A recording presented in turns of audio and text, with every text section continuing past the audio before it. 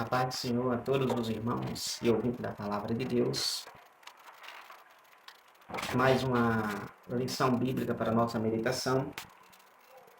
Primeiro trimestre, na verdade, terceiro trimestre de 2023. Iniciando hoje uma nova lição do trimestre, onde durante 3 meses estudaremos sobre a Igreja de Cristo e o Império do Mal. Como viver este mundo dominado pelo espírito da Babilônia. Então, iremos tratar durante 3 meses sobre essa temática. Primeira lição, que é a lição de hoje, tem por título A Igreja diante do Espírito da Babilônia. A Igreja diante do Espírito da Babilônia. Tema dessa aula. A leitura em classe se encontra em Apocalipse, capítulo 17, versículo do 1 ao 6.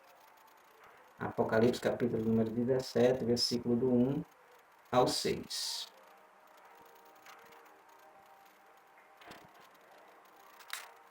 Diz assim a palavra de Deus. E veio um dos 7 anjos que tinham as 7 taças e falou comigo, dizendo-me: Vem, mostrar-te-ei a condenação da grande prostituta, que está sentada sobre muitas águas, com a qual se prostituíram os reis da terra, e os que habitam na terra se embebedarão com o vinho da sua prostituição. E levou-me em espírito a um deserto, e vi uma mulher sentada sobre uma besta de cor de escarlata, que estava cheia de nomes de blasfêmia, e tinha 7 cabeças e 10 chifres. E a mulher estava vestida de púrpura e de escarlata, e adornada com ouro e pedras preciosas e pérolas. E tinha na sua mão um cálice de ouro cheio das abominações e da imundícia da sua prostituição. E na sua testa estava escrito o nome Mistério, a Grande Babilônia, a mãe das prostituições e abominações da terra. Prostituições e abominações da terra. E vi que a mulher estava embriagada do sangue dos santos e do sangue das testemunhas de Jesus. E vendo-a eu, maravilhei-me com grande admiração. Leitura em classe, capítulo 17 de Apocalipse, que será de base para a nossa meditação nessa noite, nesse aprendizado que teremos a partir dessa aula, capítulo 17 de Apocalipse, aonde vai tratar sobre a queda de Babilônia. E nesse capítulo a gente vai trazer para a aplicação nos dias atuais, pois esse capítulo trata sobre a queda de Babilônia, a visão que João tem dessa grande prostituta, dessa grande cidade, desse grande sistema, desse grande império, da grande prostituta assentada sobre a besta. Então, capítulo 17, fazendo a leitura geral, você terá essa luz. E o capítulo número 18 terá justamente essa queda em si. Então, na aula de hoje, a gente teremos essa temática, né?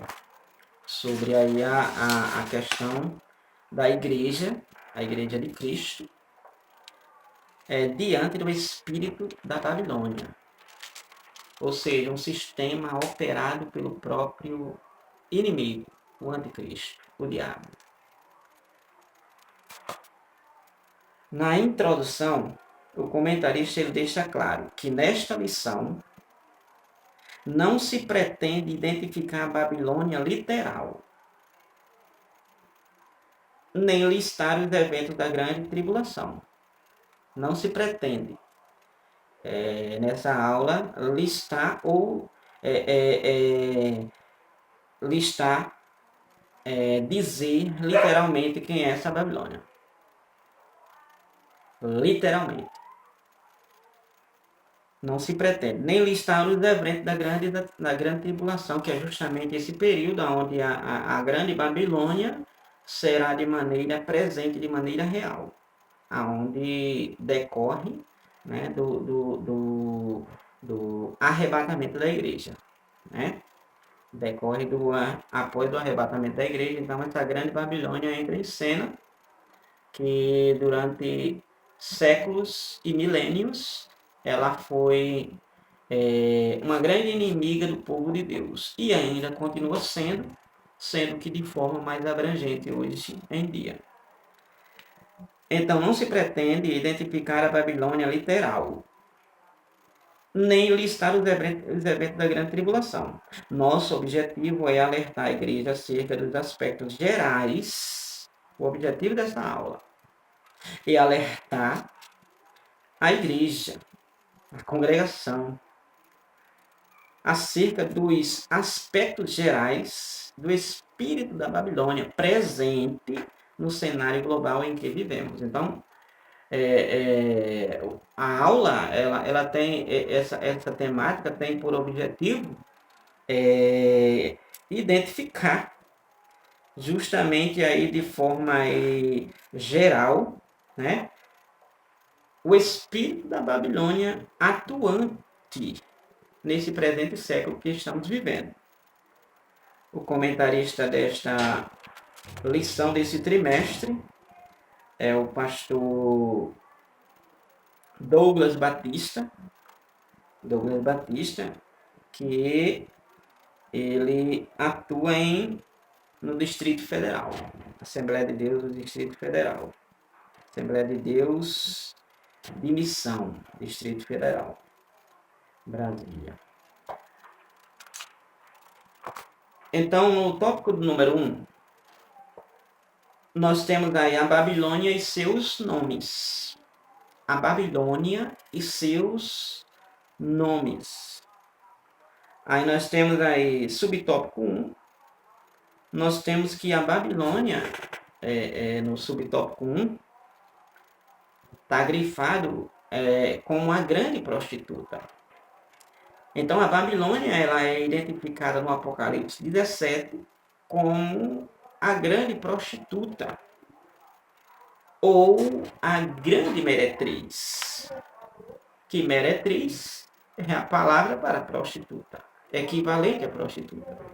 Então no subtópico 1 nós temos aí a grande prostituta, a grande meretriz, com a qual os reis da terra se prostituíram, aonde está no capítulo 17, justamente versículo número 1 e versículo número 2, vai falar aí sobre: e veio um dos 7 anjos que tinha as 7 taças, falou comigo, dizendo-me: vem mostrar-te-ei a condenação da grande prostituta, que está sentada sobre as muitas águas, com a qual se prostituíram os reis da terra, e os que habitam na terra se embebedaram com o vinho da sua prostituição. Ou seja, foram seduzidos, cederam, se encontram iludidos por ela.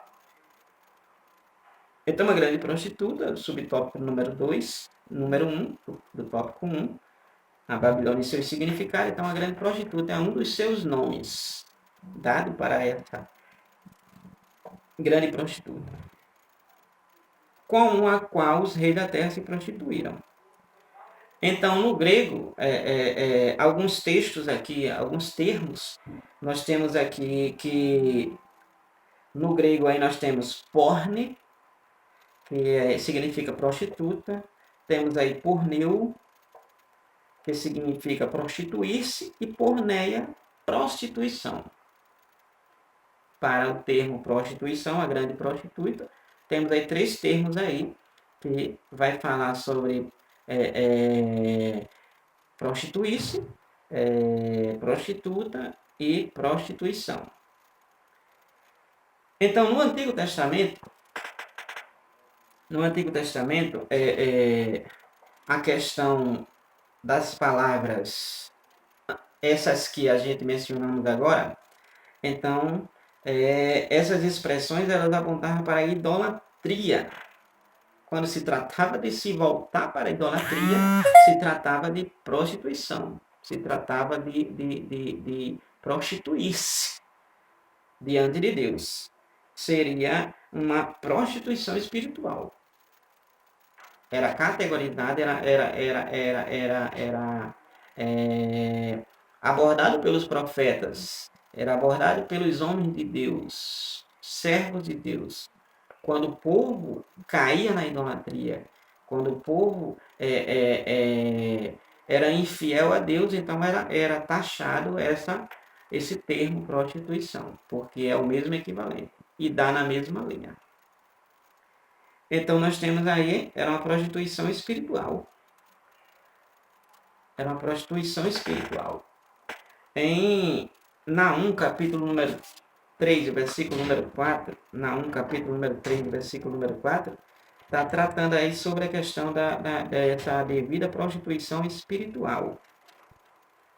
Naum, capítulo 3, versículo 4, diz assim, ó, por causa da multidão dos pecados da meretriz, muito graciosa, quem é ela? Babilônia. Oséias está falando sobre ela. Por causa da multidão dos pecados da meretriz, ou prostituta, muito graciosa, que é Babilônia, da mestra das feitiçarias, que é Babilônia, que vendeu as nações com as suas fornicações e as famílias pelas suas feitiçarias. Quem fez isso? Babilônia. Então, olha que, como Apocalipse 17 trata que todos os reis da terra se dobraram diante dessa grande mestra, diante dessa grande prostituta, dessa grande meretriz, né? Então veja que é uma prostituição espiritual. O que é uma prostituição espiritual? É quando um crente que é crente, mas ao mesmo tempo ele está na idolatria. Então, é uma prostituição espiritual. É quando um crente, de repente, ele se encontra nas superstições, e isso é categorizado diante de Deus como uma prostituição espiritual. Ou até mesmo quando ele é infiel a Deus, então isso é taxado como prostituição espiritual. Então, Apocalipse 17 vai tratar completamente sobre essa questão. Então, em Apocalipse, as muitas águas, onde a prostituta se assenta, simboliza multidões seduzidas pela idolatria, paganismo e sua oposição à fé cristã. Então, no Apocalipse, a prostituta que está sentada, né? Está sobre as águas, sentada sobre as águas. As águas significam as multidões de povos, de nações, as multidões de pessoas. Então, essa prostituta que está sentada sobre as águas, que é essa multidão de pessoas ou nações, então simboliza que aquelas pessoas a qual ela está sentada, a qual ela está entronizada, a qual ela está sendo adorada, essas foram seduzidas, essas multidões, essas muitas águas, essas pessoas, essas nações, esses povos foram seduzidas pela a grande prostituta. Foram seduzidas por ela. E sendo seduzidas por ela, então entraram na idolatria, entraram no paganismo, entraram na superstição, entraram aí justamente aí em tudo contrário à fé cristã. Tudo contrário à fé cristã. tudo contrário à fé cristã. Apocalipse 17:15 nos diz assim, 17:15 de Apocalipse. E disse-me, o anjo explicando para João quando ele viu, as águas que viste, onde se assenta a prostituta, são povos e multidões e nações e línguas. Então essa grande Babilônia está sobre essas multidões. Assim, a prostituta é identificada como uma das facetas da imoralidade do falso sistema religioso representado pelo espírito da Babilônia. Porque Apocalipse capítulo 17, ele não ele é, na verdade, voltado ao simbólico, não ao literalmente geográfico.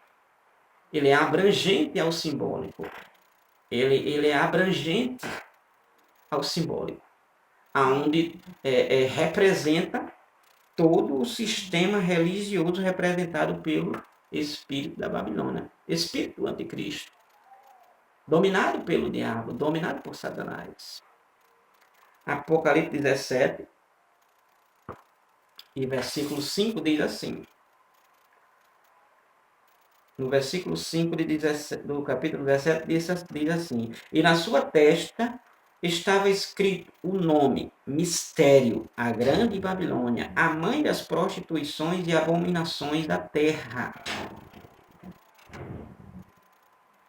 Então, essa mulher, essa grande prostituta, grande meretriz, essa grande cidade, que em outrora significava literalmente Babilônia, um país, uma cidade geograficamente, mas agora no Apocalipse é simbólico, é figurado. Então nós temos aí que ela está dominando. Agora, por que está dominando? Justamente porque Jesus tirou o seu povo da terra. Jesus arrebatou a sua igreja. E a grande Babilônia, a grande meretriz, a grande prostituta entra em cena. Nesse período em que ela estará agora a seduzir os reis da terra. A todos se dobrarem diante dela.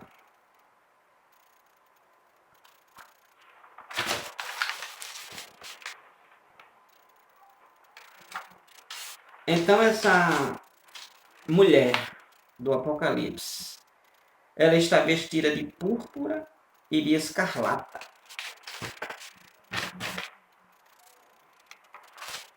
Ela está vestida de púrpura e escarlata. Apocalipse 17:4. Que significa reinado e luxo. Que significa reinado e luxo. 17:4 diz assim: A mulher estava vestida de púrpura e de escarlata, e adornada com ouro e pedras preciosas e pérolas, e tinha na sua mão um cálice de ouro cheio de incenso das abominações e da imundícia da sua prostituição. Então, essa mulher, ela está representada em um grande reinado e luxo, devido a estar adornada com pedras preciosas. Pedras preciosas, olha aí, pedras preciosas como ouro e outras pedras preciosas, pedras das mais valiosas. Que isso simbolicamente representa aí um reinado de puro luxo, de suntuosidade, de ostentação, de magnitude, de grandeza, sendo que será o próprio anticristo. Então ela também se adorna com uma pedra preciosa e pérolas, que significa essas pedras preciosas, materialismo, o materialismo, ou seja, o poder econômico. Pedras preciosas representam o poder econômico, representa o materialismo, representa a riqueza. o grande poder aquisitivo de um reinado. Ela tem um cálice em sua mão, então significa as abominações e as imundícias da sua prostituição. Olha o oposto. Olha só. O cálice que Jesus bebeu foi um cálice diferente. A qual é esse? Aonde está o cálice na mão dessa prostituta, que representa o próprio anticristo. Então, o que acontece aqui é que representa as abominações, as maldades que ela fará. E as abominações, as coisas que Deus detesta, ou seja, a profanação, a imundícia contra o sagrado. Então, essa prostituta, essa grande prostituta, vai fazer tudo isso. O que representa toda forma obscena e impura de contaminação moral e espiritual da sociedade. Nos dias de hoje. Representa toda essa imoralidade que está acontecendo aí.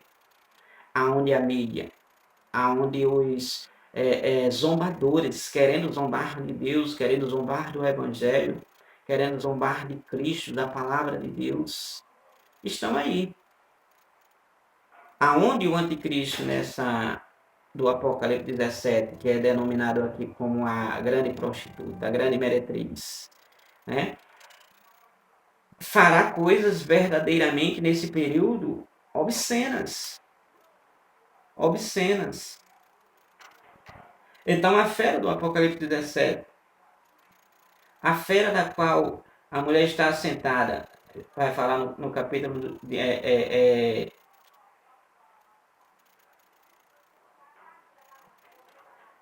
a fera na qual a mulher está montada é a besta que saiu do mar, onde se refere a Apocalipse 13. Versículo 1. Trata-se do anticristo que, pelo poder de Satanás, faz oposição a Jesus. Ou seja, será contrário a Jesus.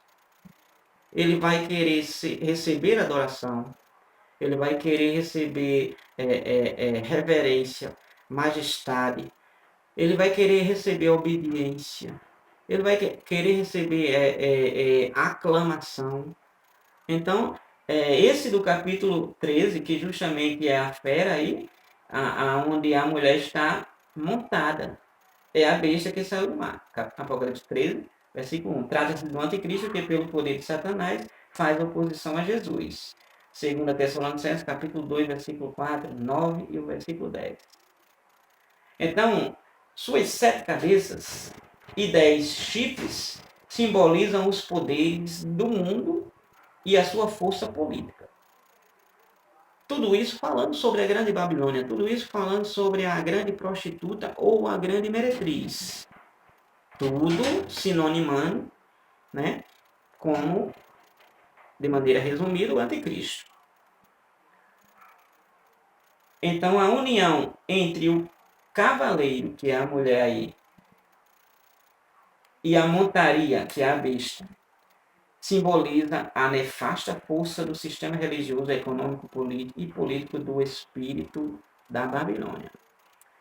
Então, tudo isso está tratando, em relação ao capítulo 17 aí, a questão desse grande poder que não sobrepõe ao de Deus, logicamente. Que não sobrepõe. Então, em Apocalipse 17, trata sobre essa queda, aonde, repito, trata-se do período após o arrebatamento, aonde será manifestado essa grande prostituta, o anticristo. Sobre a grande Babilônia, que nós temos aí, que será tratado a própria lição, que não iremos tratar sobre a Babilônia literal, mas sim simbólica, ou seja, futuramente. Isso é futuramente, né? Que já predomina, mesmo sendo para o futuro, mas já predomina no mundo, já atua no mundo, já opera no mundo. E hoje, aqui, ali e além, é percebível esse espírito da Babilônia. esse espírito da Babilônia. Então, tratando sobre a Babilônia literal, agora só um comentário para nós entrarmos nos pontos dos tópicos 2 e 3, para a gente entendermos aí, dando sequência. Então, nós temos aí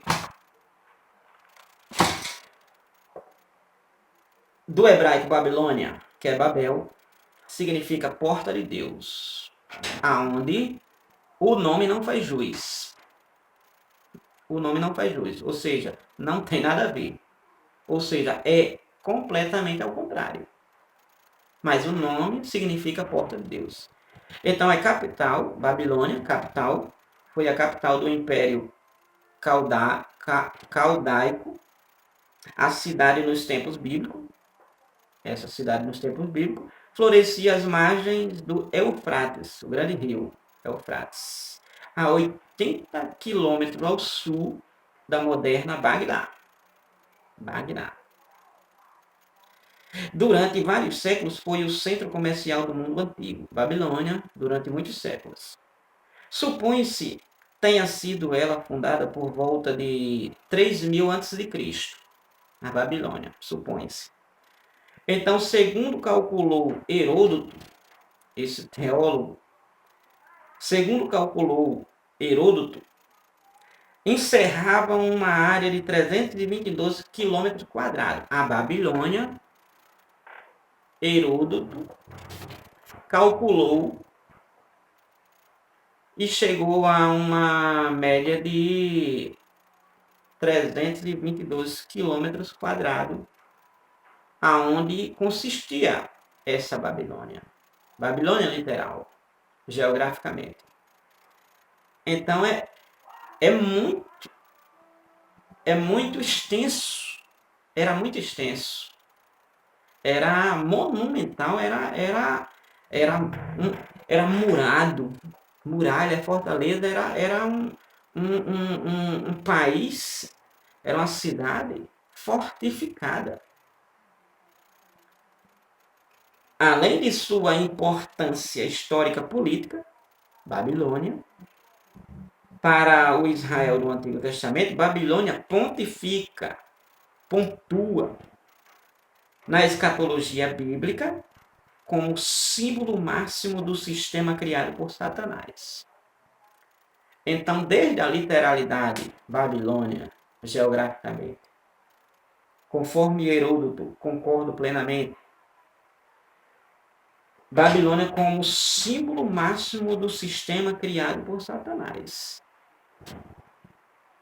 Símbolo máximo. Quando se fala de Babilônia, é o sistema máximo do sistema máximo criado por Satanás. É o símbolo máximo, onde representa exatamente a atuação do inimigo. Onde a Babilônia, ela foi o Império Babilônico quem destruiu Jerusalém em 586 a.C. pela primeira vez. Sua primeira tragédia. Então nós temos aí que foi sob o comando de Nabucodonosor, sendo Babilônia a mais pervertida e soberba.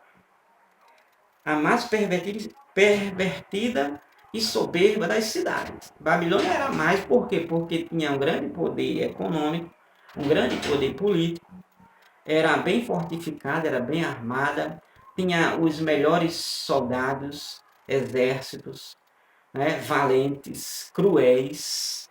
Então essa Babilônia era a cidade mais pervertida e soberba das cidades que existiu. Era um verdadeiro opressor, inimigo do povo de Israel, do povo de Deus. Então os profetas e os apóstolos, eles associaram Babilônia ao sistema criado por Satanás para dominar o mundo. Eles taxaram. E hoje a gente entendemos isso plenamente. E categorizamos também da mesma forma. Então, em Isaías 14, o príncipe caldeu é pintado como se fora o próprio querubim ungido a revoltar-se contra o Senhor. Em Isaías 14. Que justamente vai tratar sobre o próprio inimigo. onde vai tratar sobre a queda do diabo, né? A queda do anjo caído. Em Apocalipse 17 vai tratar sobre a queda da grande Babilônia. E é justamente a correspondência para Isaías 14. Isaías 14, dando cumprimento a Isaías 14, que na verdade Isaías 14 o querubim ungido, né? O anjo caído cai, que cai porque foi lançado justamente do céu, né? Expulso, justamente porque foi encontrado rebeldia, rebelião, pecado nele, conforme Ezequiel 28 poderemos vermos essas abordagens. E em Apocalipse 14, então, justamente, já é ele que uma vez está operando, agora será completamente materializado, será encarnado como uma própria pessoa, assim como Jesus, que veio do céu sendo Espírito, e se encarnou. Então, o diabo em Apocalipse 17, então ele vai ter essa encarnação também. Na representação de Apocalipse 17, a grande Babilônia que cai. Que é uma grande prostituta, uma grande meretriz, onde os poderes do mundo unificados estão agora sobre seu poderio. O poderio do anticristo.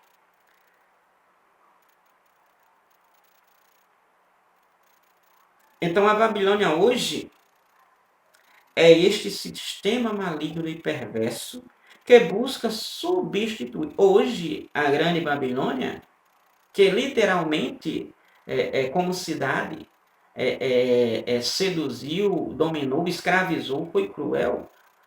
Babilônia, o espírito da Babilônia hoje predomina, que a Babilônia hoje é esse sistema maligno e perverso que busca substituir o Criador pela criatura que luta por desonrar a Deus no coração do homem. Então a Babilônia hoje está atuando. Então não é geograficamente, mas é simbolicamente, é espiritualmente. Então a Babilônia está no Mato Grande, está no Agreste, está aonde quer que for a localidade, a região, né? Seja ela Nordeste, Sudeste, Centro-Oeste, seja ela no Brasil, seja ela em qualquer outro país, ela está atuando, porque é mundial esse espírito da Babilônia que atua. Então, no tópico número 2, nós temos aí o espírito da Babilônia.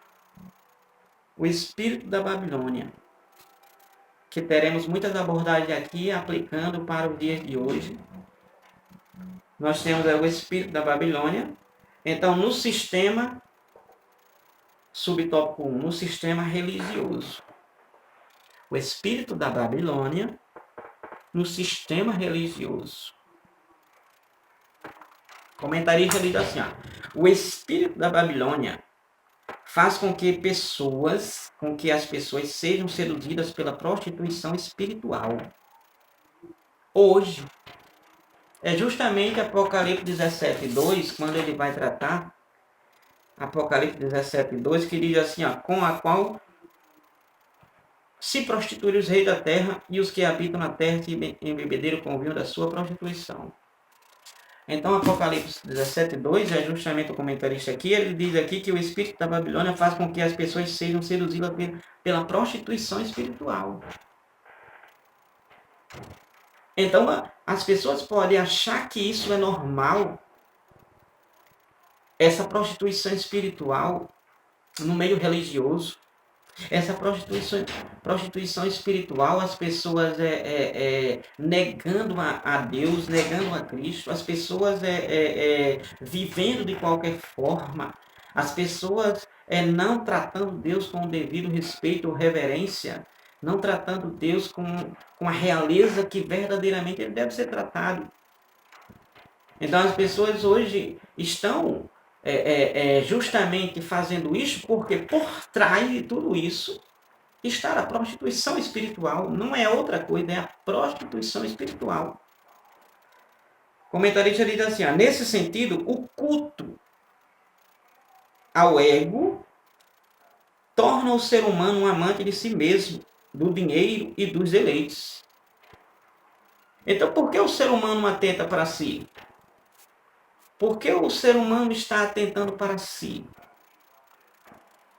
Está atentando para ele mesmo. Está atentando para o dinheiro, o luxo, o material. Porque ele está atentando para os prazeres, para os deleites. Por quê?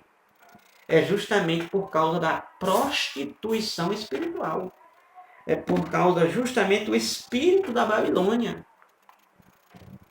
Que ao invés das pessoas avançarem no caminho que é Jesus, entrarem no caminho que é Jesus e estarem no caminho que é Jesus, estão longe. Estão longe. Nem Bartimeu ficou longe do caminho ou fora do caminho, mas ele entrou no caminho. Ele ficou com o caminho.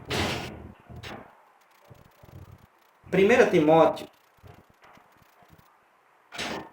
2 Timóteo, melhor dizendo,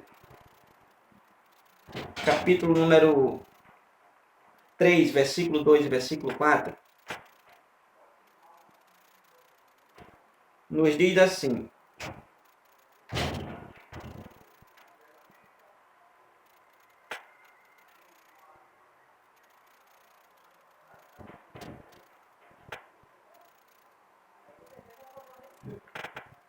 Segunda Timóteo capítulo 3, versículo 2 e versículo 4,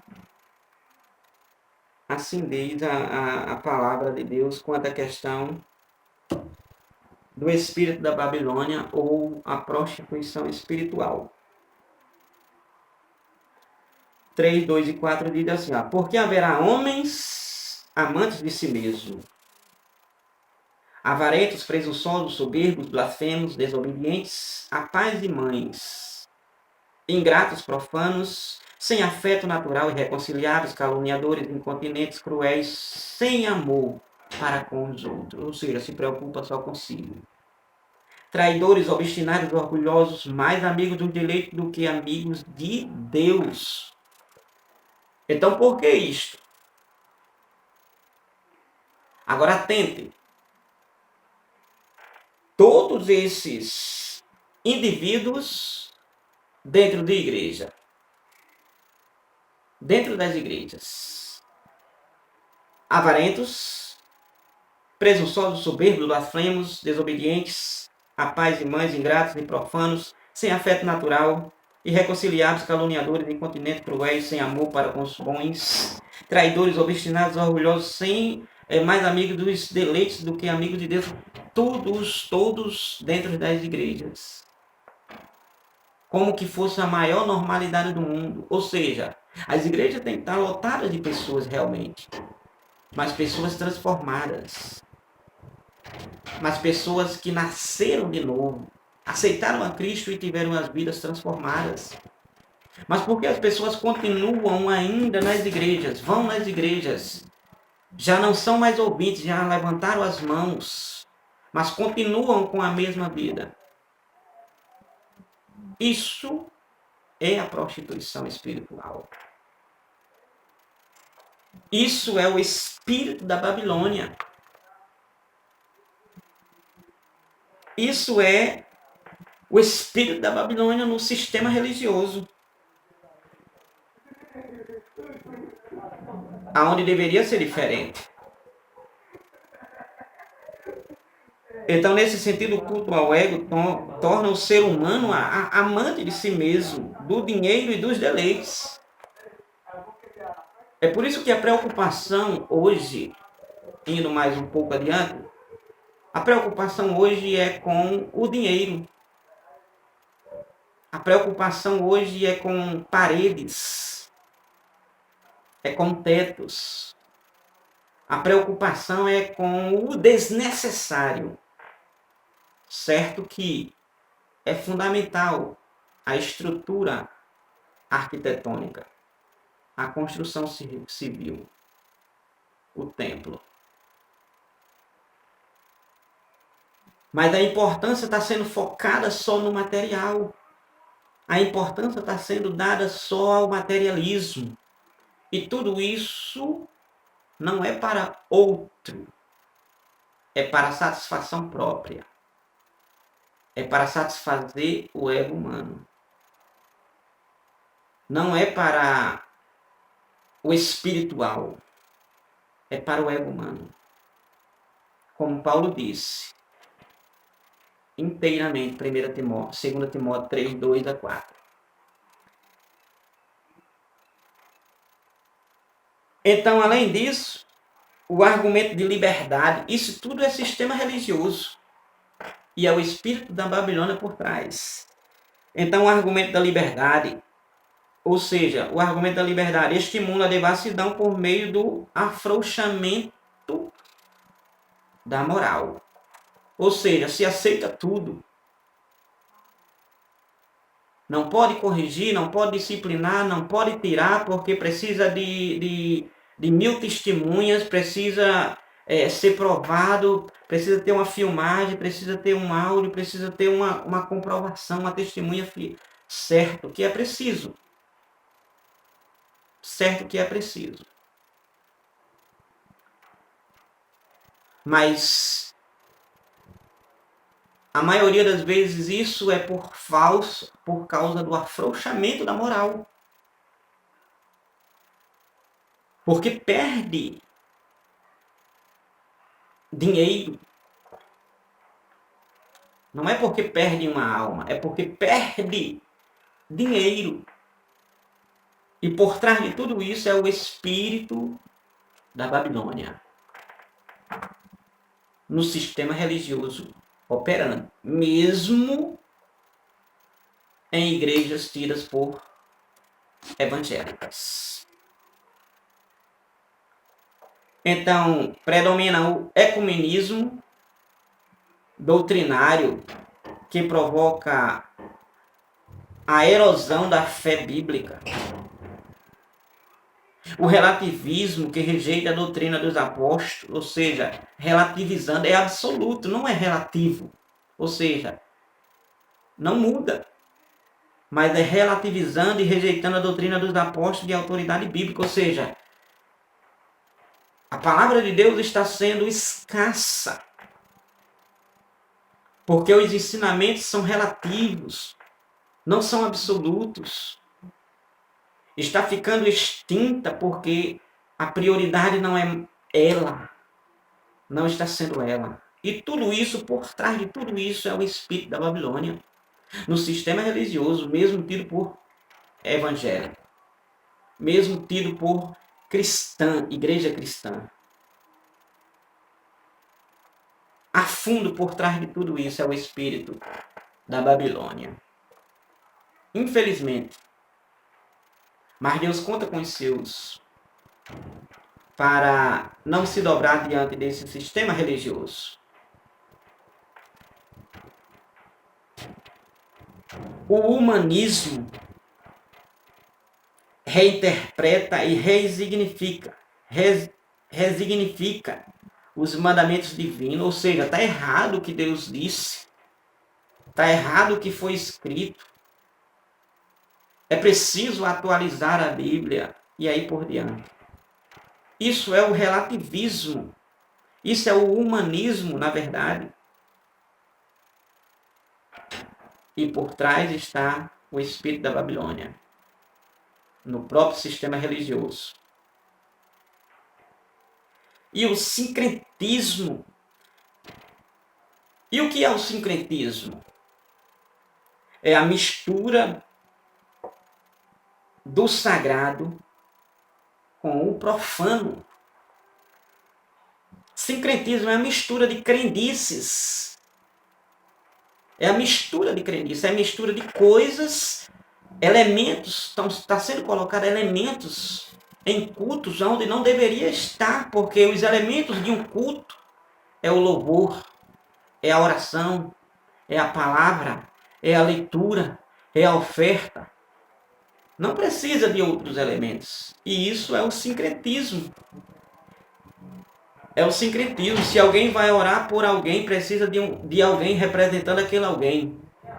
Isso é sincretismo, faz parte do sincretismo. Se alguém vai orar por tem que anotar no caderno, tem que anotar numa folha, tem que botar dentro de uma caixinha o seu pedido, tem que... Isso tudo é sincretismo.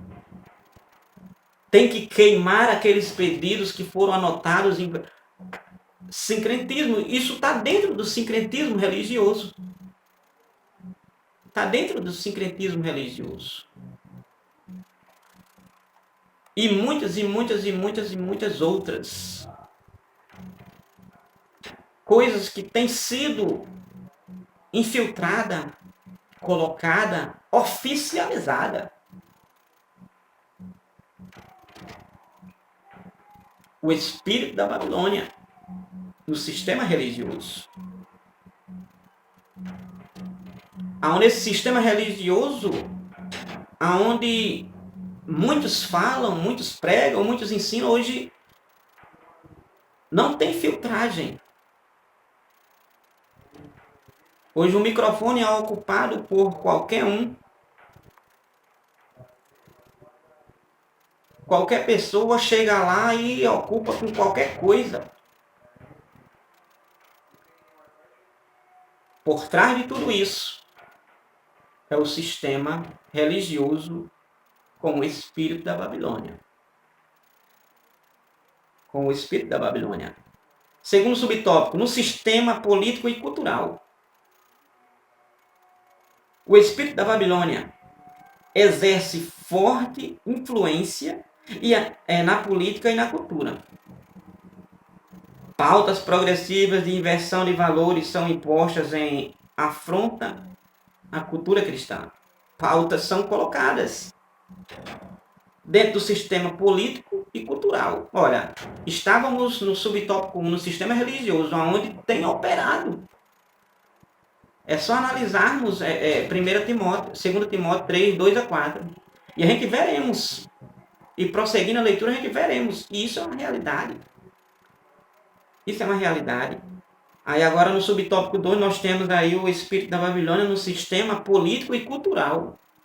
Agora não está classificado religiosamente. Agora está classificado político e cultural. Ou seja, é a cultura e a política, os políticos, os governantes, contra a fé cristã.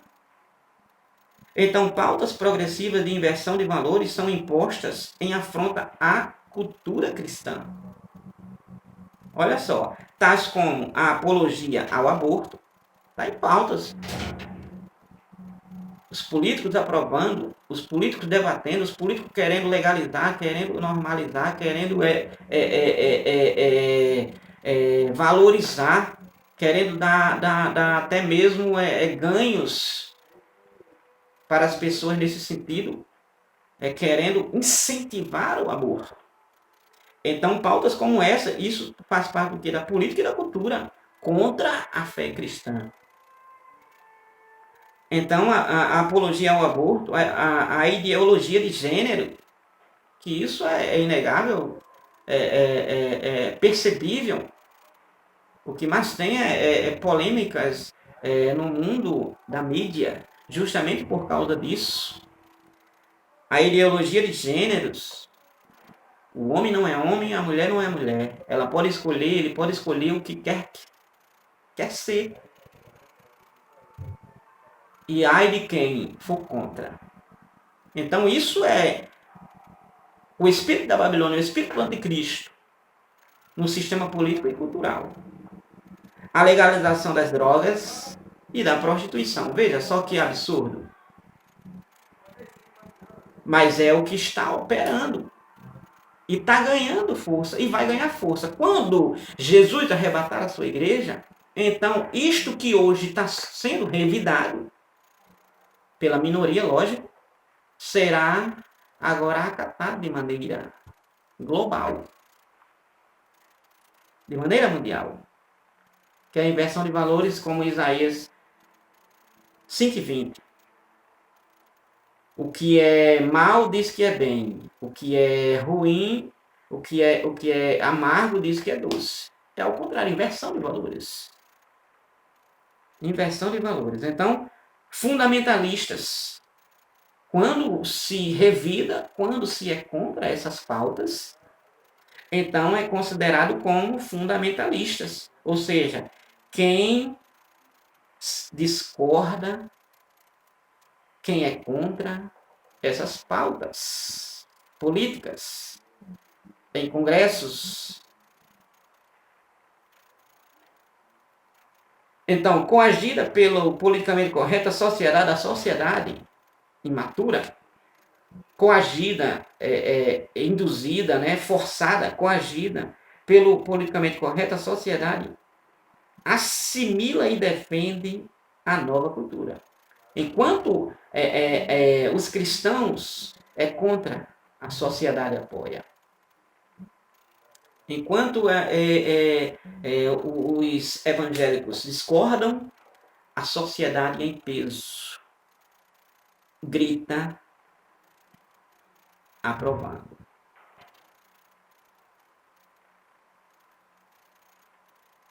Coagida pelo politicamente correto, a sociedade assimila e defende a nova cultura. Por quê?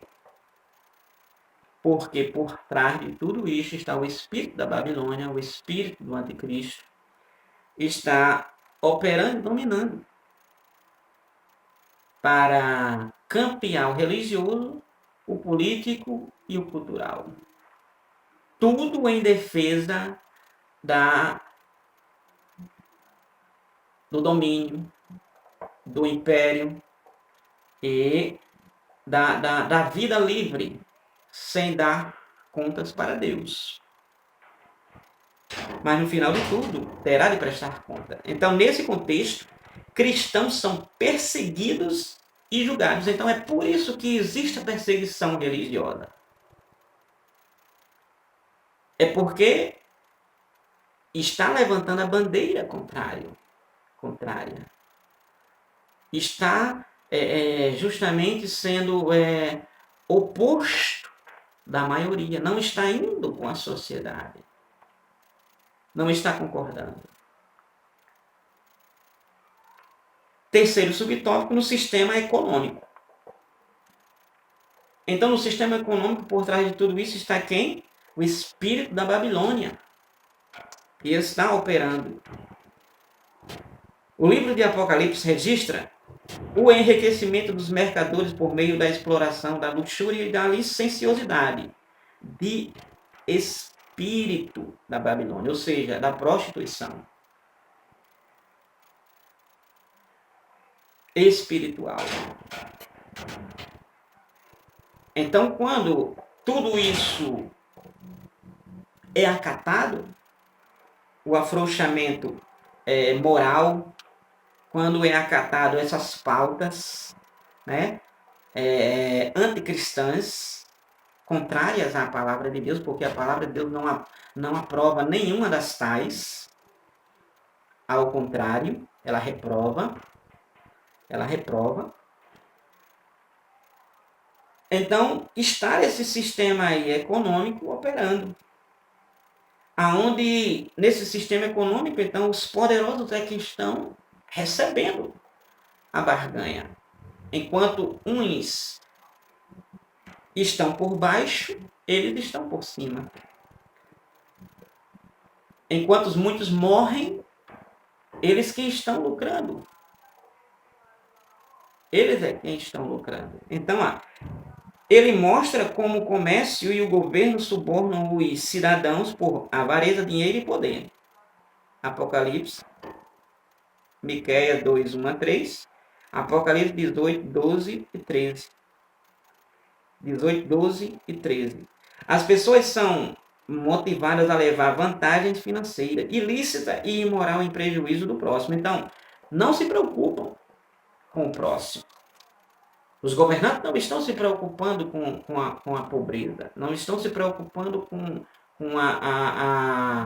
aqueles menos favorecidos, com aquele que está sem um emprego. Eles não estão se preocupando com isso. Por trás de tudo isso, existe uma exploração, onde eles é que estão cada vez mais em cima, enriquecendo-se, conforme Apocalipse nós podemos ver, que os que se prostituem com a grande prostituta, então se dobram diante dela. Seduzido pela prostituta, bebendo, degustando, consumindo o vinho da sua prostituição. Ou seja, sem discernir. Então, quando um governante não é bom, mas está sendo considerado como bom. Quando um governante é bom, mas é considerado como ruim. Então há uma inversão de valores, onde por trás de tudo isso está o espírito do anticristo, o espírito da Babilônia. Então a sociedade é extorquida em troca de satisfação dos prazeres pecaminosos e consumismo desenfreado. Você vê que a sociedade facilmente ela acata.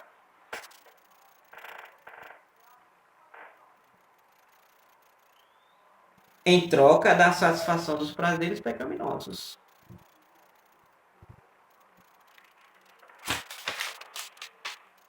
Nesse sentido, o materialismo, os deleites e a autossuficiência conduzem o ser humano a confiar no dinheiro, e os que controlam a economia impõem encargos, tributos e multas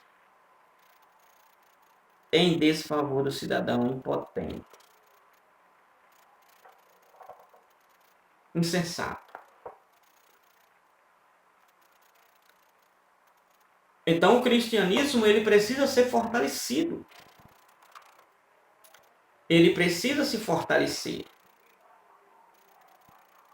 E o tópico número 3, a gente veremos sobre isso. Então, no tópico número 2, nós vimos aí o espírito da Babilônia se revela, se mostra. O espírito da Babilônia não se mostra aqui. A gente podemos vermos analisando à luz das Escrituras.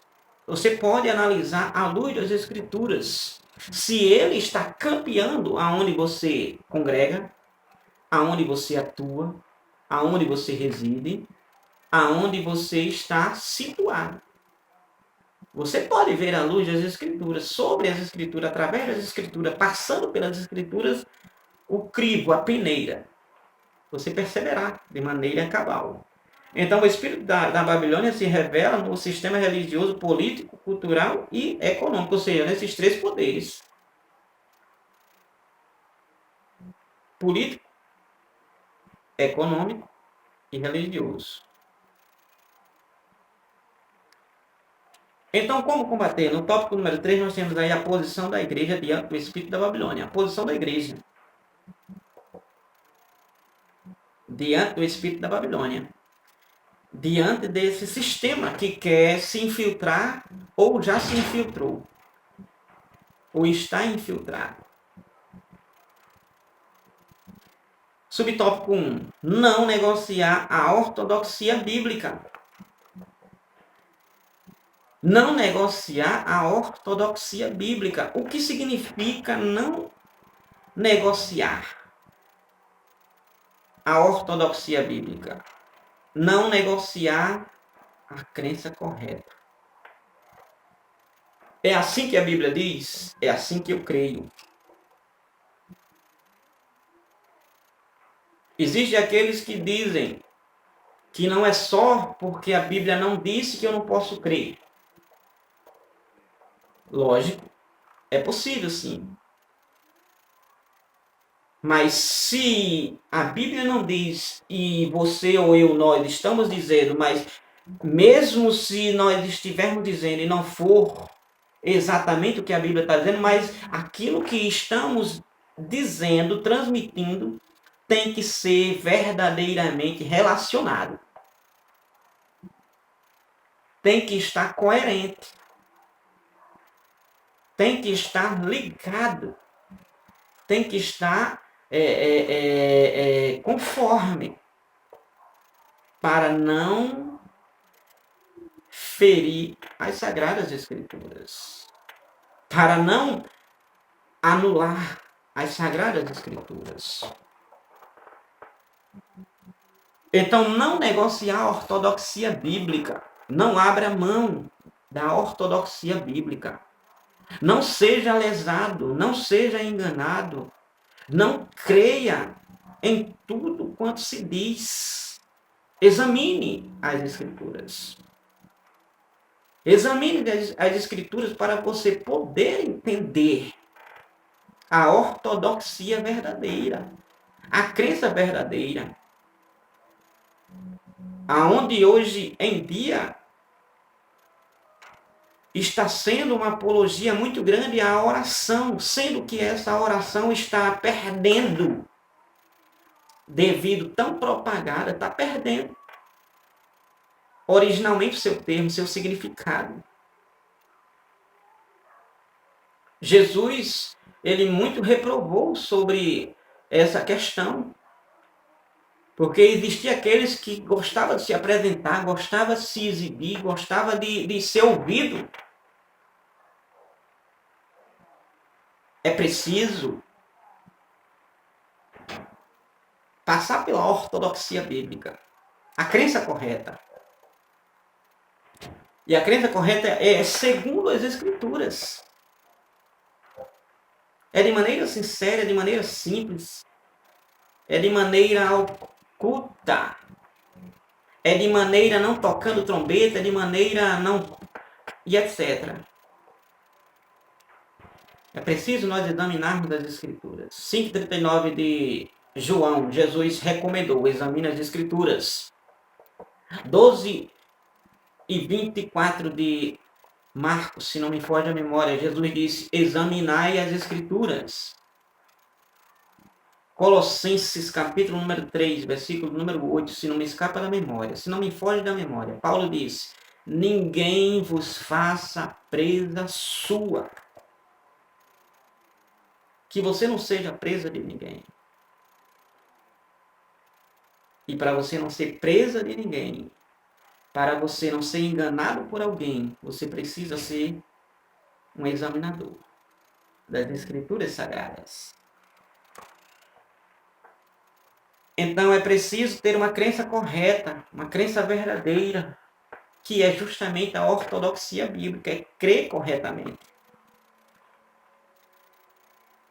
A igreja precisa reafirmar a verdade bíblica como valor universal e imutável, que não muda. A igreja precisa reafirmar a verdade bíblica. Reafirmar a verdade bíblica significa que a palavra de Deus ela vai ter grande importância em um culto, em uma reunião. A palavra de Deus ela vai ter verdadeiramente uma prioridade. E o que é prioridade? Quando se trata da palavra de Deus.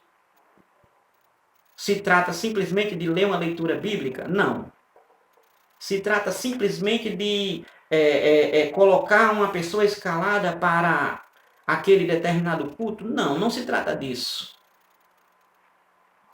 Se trata de ter o cuidado máximo para que a palavra de Deus seja com a sua devida valiosidade bem transmitida para a congregação,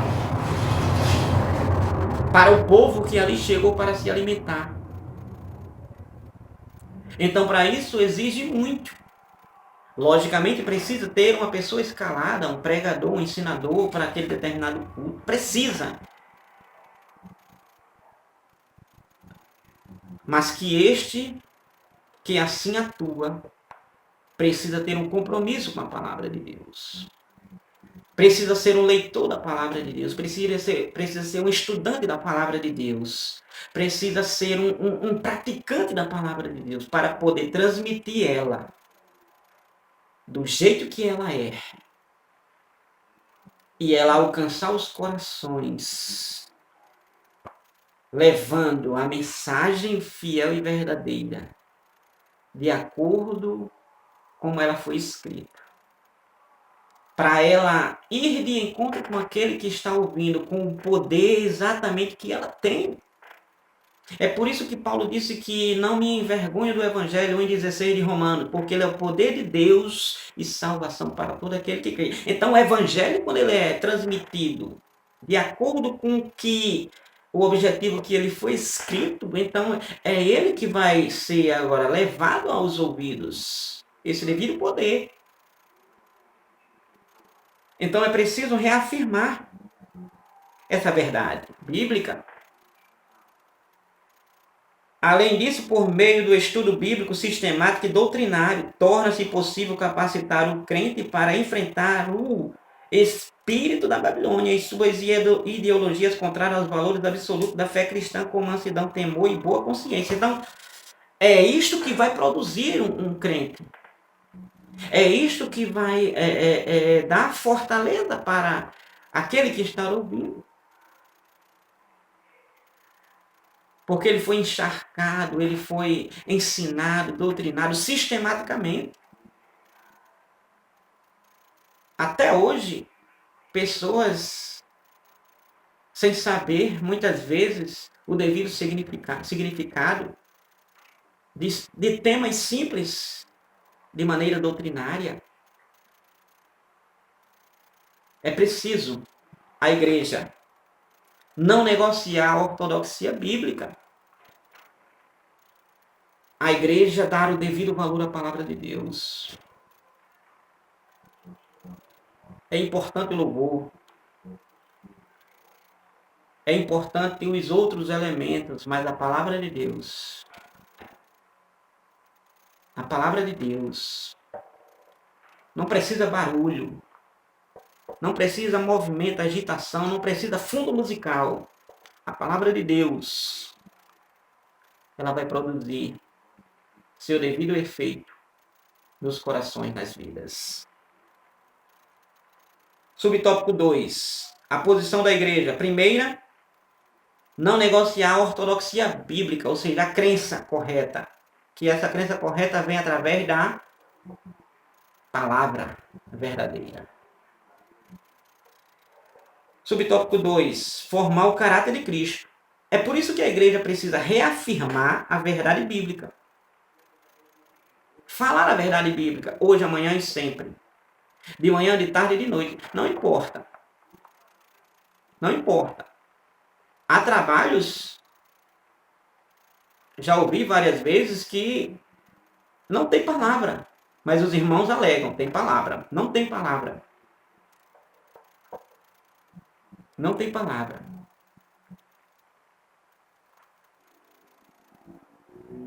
Formar o caráter de Cristo. Precisa reafirmar a verdade bíblica, porque justamente é ela que vai formar o caráter de Cristo na vida daquela pessoa.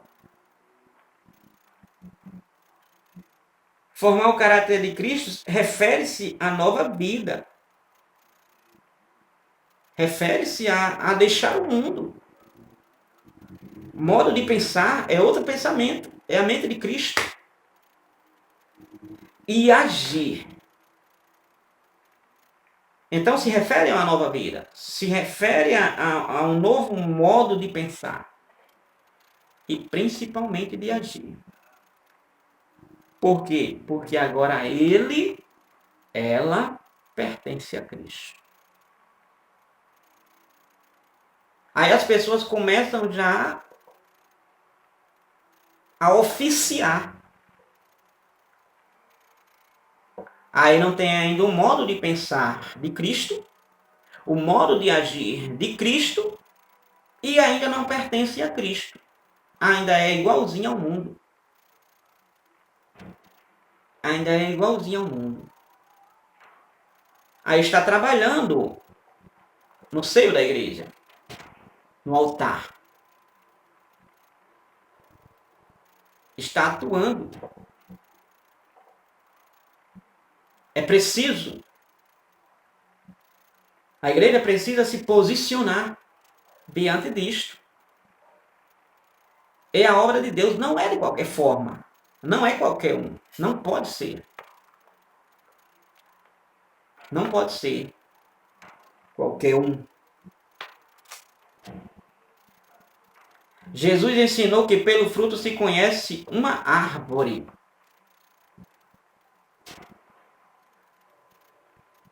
Todo mundo sabe a vida de todo mundo, porque vivemos em um convívio social, em um relacionamento social, e todo mundo conhece a vida um do outro. Então é preciso se analisar.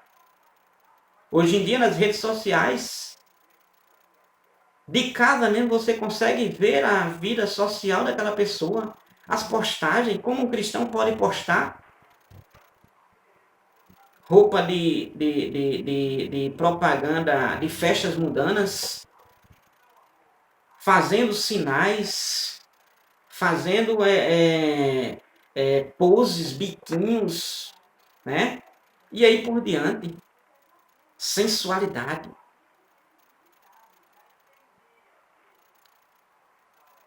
Curtindo, publicando piadas, humoristas, coisas que não edificam. Então precisa-se formar o caráter de Cristo. Paulo observa que o melhor antídoto contra o veneno e o jugo do pecado é andar no Espírito. Então, esse que precisa, que anda na carne, igual ao mundo, ele precisa ter um caráter formado para ele poder pensar igual a Cristo, para ele poder agir igual a Cristo, para ele pertencer a Cristo e produzir bons frutos. Gálatas 5:22. Os frutos que o cristão deve produzir é esses. Não se trata simplesmente de cantar, simplesmente de tocar ou simplesmente de pregar. É preciso um cristão ele ter essas habilidades, principalmente de cantar ou pregar, ensinar. Mas é preciso fundamentalmente, ele ter o fruto do Espírito.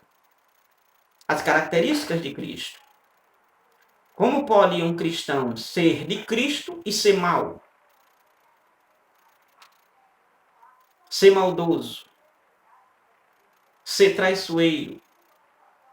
Viver na impiedade? É inconcebível.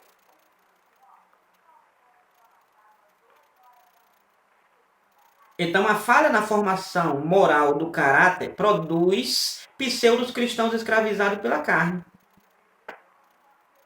Por isso que precisa reafirmar a verdade bíblica de maneira doutrinária, de maneira sistemática, de maneira bem estudada, bem elaborada, a palavra de Deus pura e verdadeira, para justamente produzir, capacitar esse crente, formando nele o caráter de Cristo, para justamente ele não ser formado um caráter, ter uma formação moral do caráter de maneira falsa.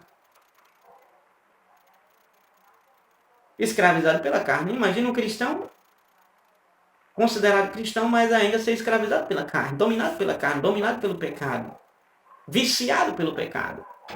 Como pode? Então a igreja que prima pelo estudo e aplicação da palavra de Deus produz crentes espiritualmente maduros, capazes de resistir o espírito da Babilônia. Então a igreja precisa produzir crentes como foi produzido aqueles crentes que foram para a Babilônia, Daniel e seus 3 amigos, como aquela menina que foi para a casa de Naamã, produzir crentes, como José que foi para o Egito, produzir crentes. Então só a palavra de Deus é capaz de fazer isto. Subtópico e último, 3 e último, aguardar a volta de Cristo. Então a dispensação da graça termina com o arrebatamento da igreja, antes da grande tribulação. Acerca dos sinais que precedem a volta de Cristo, destacamos a apostasia, a inversão de valores, perseguição, guerras, fomes, pestes e terremotos. Diante desses eventos, o cristão é exortado a não viver despercebido, mas a esperar o Senhor em oração e vigilância. Ainda requer-se do salvo, enquanto aguarda a bendita esperança, a renunciar à impiedade, às paixões mundanas e a viver neste presente século uma vida de autodomínio, integridade e santidade. Então, aguardando a volta de Cristo, sem ser dominado pelo espírito da Babilônia. Que Deus abençoe a todos, em nome de Jesus. Que você tenha uma boa aula em sua congregação, em sua igreja. Deus abençoe a todos. Fica com Deus. Até a próxima.